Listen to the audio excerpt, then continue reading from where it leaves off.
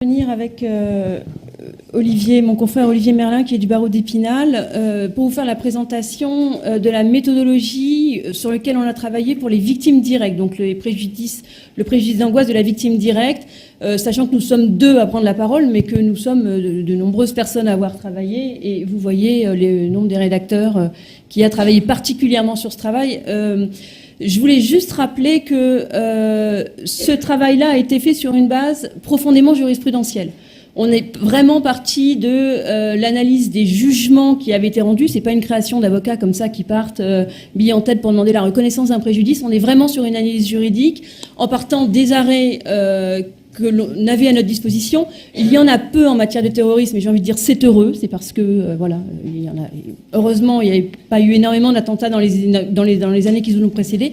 Donc nous sommes partis principalement sur une analyse des décisions qui ont été faites sur les accidents collectifs, et dans lequel on s'aperçoit très rapidement, c'est unanime, qu'il n'y a pas de victimes d'un accident collectif avec un retentissement extrêmement important, dans lequel le préjudice d'angoisse n'existe pas.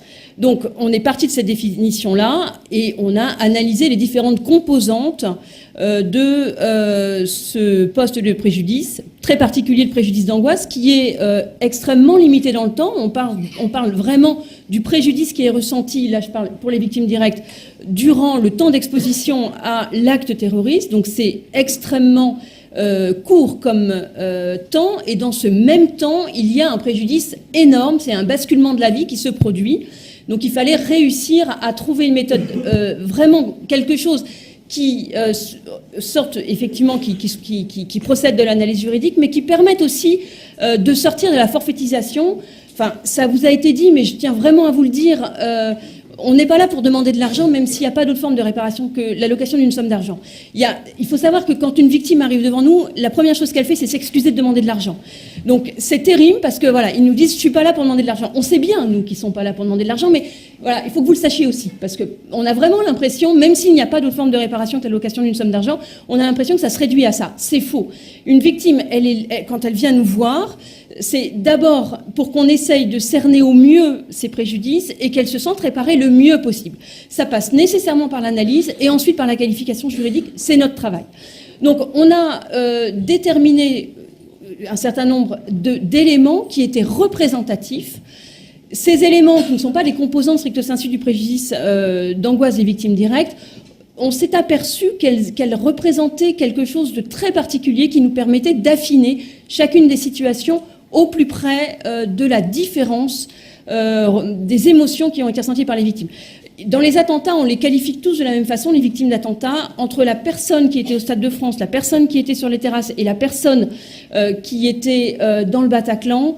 Vous avez sous un même préjudice, sous un même vocable, vous avez des choses qui n'ont rien à voir, qui sont complètement différentes. Chaque histoire est vraiment sincèrement unique, et donc nous, notre travail, ça a été d'aboutir effectivement à une somme d'argent, mais par un cheminement que l'on a essayé d'être le plus juridique possible, sans trahir les victimes.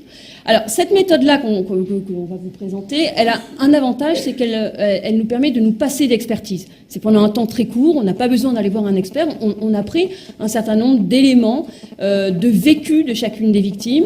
Elle a aussi la vertu de se priver de la parole des victimes. Ça vous paraît bizarre ce que je vous dis, parce que je vous parle toujours qu'il faut les écouter.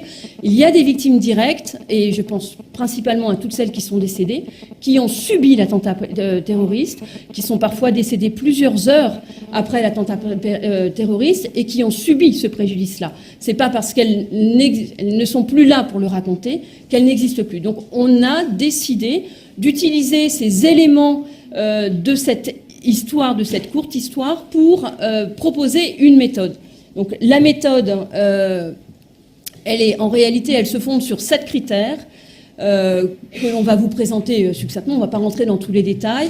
Et en fonction du degré d'intensité qui apparaît pour chacun de ces critères, on aboutit à un certain nombre de points et sur lequel on va appliquer une unité d'indemnisation. Ça nous paraît très bizarre, mais le but du jeu, fondamentalement, c'est d'essayer de proposer, pour des avocats qui sont spécialistes comme nous, ou pour des avocats qui ne sont pas spécialistes, parce que les avocats peuvent très bien traiter ce type de préjudice sans avoir une qualification particulière, quand même de ne pas se contenter de la somme forfaitaire qu'on va vous proposer, mais essayer de tendre au mieux.